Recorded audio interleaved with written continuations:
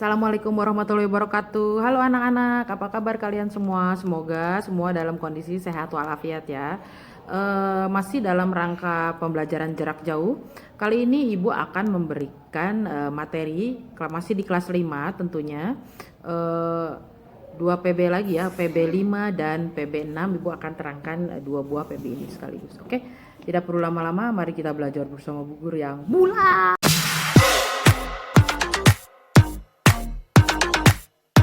Iya, kali ini Bu akan menerangkan PB5 ya. Masih dalam tema 1 yaitu organ gerak hewan dan manusia. Ibu akan menjelaskan tentang pembelajaran 5. Oke, di sini Ibu hanya akan masuk ke halaman 42 aja langsung ya. Di sini ada, kamu bisa lihat ya. Ada karakteristik kelinci dan karakteristik siput. Kamu di sini suruh menemukan perbedaan dari kedua gambar tersebut. Kelinci di sini kasih contoh vertebrata dan avertebrata. Vertebrata itu yaitu bertulang belakang, sedangkan avertebrata itu binatang yang tidak memiliki tulang belakang. Ya, termasuk siput. Siput memang tidak memiliki tulang belakang. Nah, kalian di sini tinggal tuliskan yang nomor 2, 3, 4, 5 apa saja perbedaannya. Misalnya kalau kelinci kan hewan mamalia, kalau siput apa?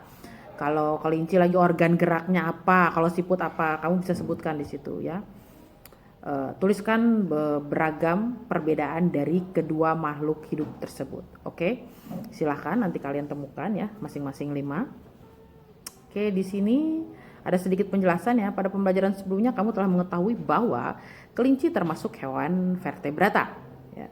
Lalu bagaimana siput? Siput merupakan hewan avertebrata. Hewan avertebrata merupakan hewan yang tidak memiliki tulang belakang. Adapun ciri-ciri hewan avertebrata antara lain biasanya susunan sarafnya berada di perut, memiliki rangka luar, dan otaknya tidak terlindungi oleh rangka ya. Contoh hewan avertebrata adalah siput, serangga, cacing, ubur-ubur, cumi-cumi, dan lain-lain ya. Banyak ya. Biasanya sih jenis-jenis kayak siput, serangga itu banyak banget ya. Oke, di sini kalian bisa mengamati tentang organ gerak siput ya. Di sini ada nama organ geraknya, kaki perut dengan bentuk pipi dan lebar ya, itu untuk organ gerak siput. Fungsi utama kaki perut pada siput adalah untuk bergerak dan berpindah tempat. Nah, di sini di halaman 43 kalian bisa lihat di halaman 43 kalian menuliskan hasil pada tabel hasil dari pengamatan jenis hewan avertebrata pada belalang, cacing, dan ubur-ubur. Mungkin kalian bisa searching di mbah Google ya, searching di mbah Google apa saja. Atau mungkin Bu, aku sudah hafal, tinggal tulis. Bagus, itu anak yang hebat. Nah, halaman 43 juga di sini ada berkreasi. Pilihlah salah satu hewan avertebrata, kemudian buatlah model sederhana organ gerak dari hewan yang kamu pilih tersebut menggunakan plastisin. Buatlah sebaik mungkin sesuai dengan keadaan asli ya. Kamu berarti bikin di sini ada contohnya siput, ada gambar siput ya. Kamu buat siput dari plastisin, mudah, Ibu yakin bisa ya. Masuk ke halaman 44, di sini ada ayo berdiskusi.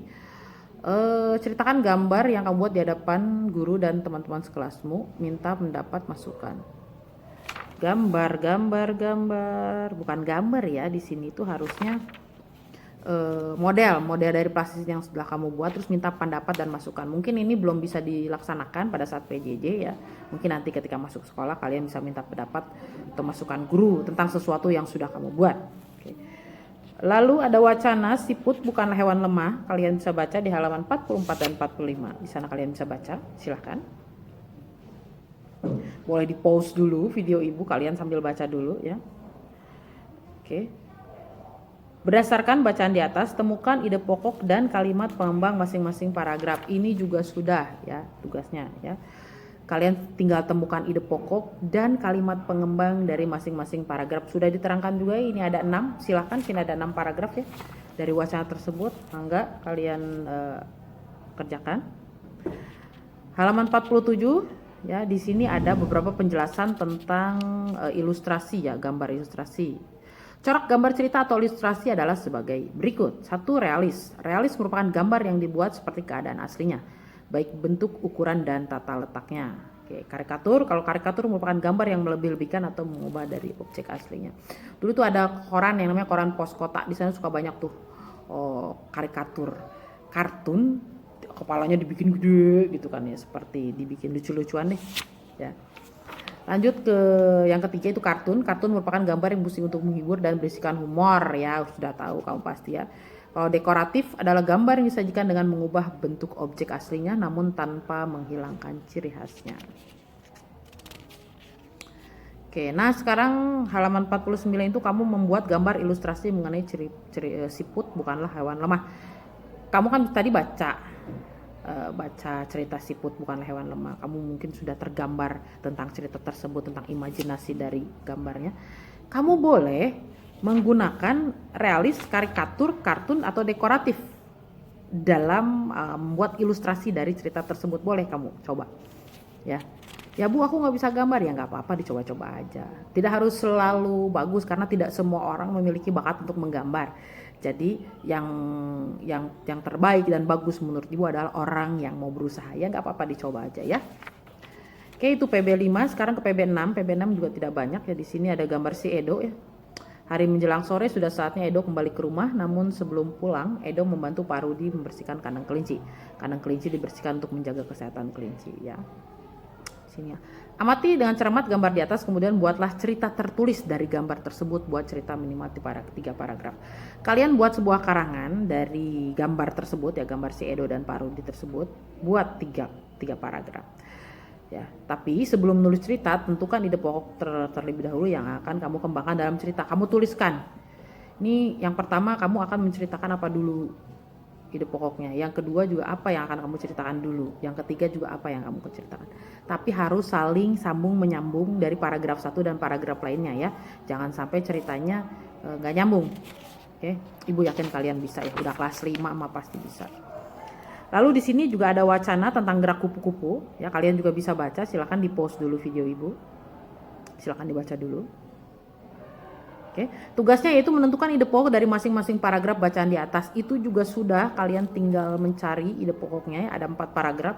Silahkan diambil, misalnya contohnya paragraf 1 ya.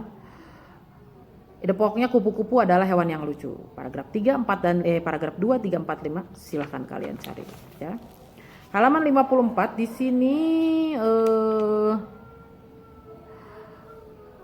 ada mengidentifikasi ya ke dalam kelompok hewan vertebrata atau avertebrata ya, dan buatlah perbandingan antara keduanya. Nah, melalui contoh gerak. Nah, tentang gerak kelinci, siput, dan kupu-kupu.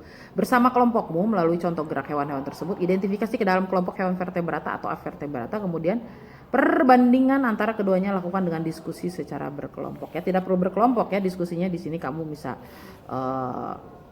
melalui vid call atau melalui Zoom meeting dengan teman-teman kamu ya, WhatsApp ya, bisa di grup ya. Secara luring juga nggak apa-apa. Ya, kamu tinggal membandingkan perbedaannya. Lanjut ke halaman 55. Halaman 55 ini membuat model sederhana ya, menggunakan bahan dari karton, kardus, plastisin maupun kawat. Ada contohnya, silakan di sini. Ya. Biasanya plastisin yang lebih mudah ya, kalian bisa ambil aja plastisin. Oke, finish PB6.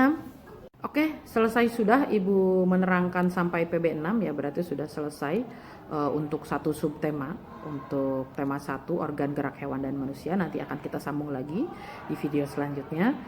Berarti kita akan masuk ke subtema 2 tentang manusia dan lingkungan, masih juga di tema 1 tentang organ gerak hewan dan manusia. Oke, yang belum subscribe jangan lupa subscribe. See you on the next vlogs. Jangan lupa tetap jaga kesehatan. Wassalamualaikum warahmatullahi wabarakatuh.